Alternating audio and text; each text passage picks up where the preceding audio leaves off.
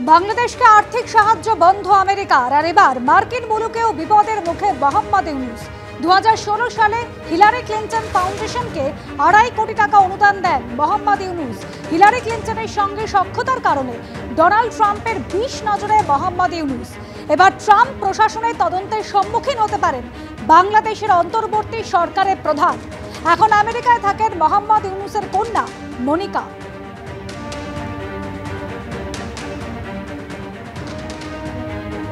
সীমান্তে যখন লাগাতার উস্কানি দিচ্ছে বাংলাদেশ, আর তারই মাঝে আরো কাছাকাছি বাংলাদেশ এবং পাকিস্তান। বাংলাদেশ এবং পাকিস্তানের মধ্যে সরাসরি বিমান পরিবহন চালু হবে, জানালেন বাংলাদেশের হাই কমিশনার। বাংলাদেশ এবং পাকিস্তানের যাতায়াত এবং সম্পর্কের উন্নতি হবে, দাবি মোহাম্মদ ইকবাল হুসাইন খানের।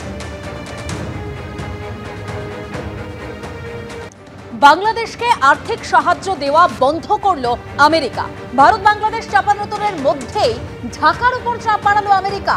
আরো বিপাকে ইউনূস সরকার বাংলাদেশের সমস্ত প্রজেক্টে টাকা দিয়ে সাহায্য বন্ধ করলো এবার ট্রাম্প সরকার।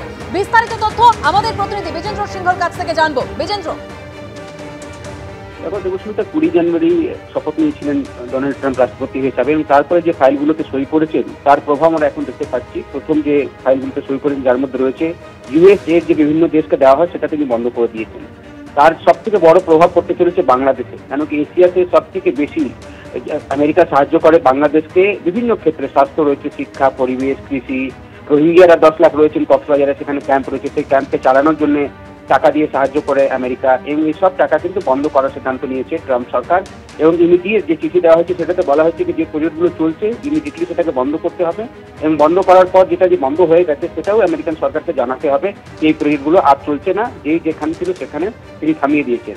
সেক্ষেত্রে মনে করা হচ্ছে যে একটা বড় ইম্প্যাক্ট করতে চলেছে বাংলাদেশে, কেন কি বাংলাদেশটা গরিব দেশ এবং এই প্রজেক্টগুলোতে অনেকে সাহায্য করছিল আমেরিকা।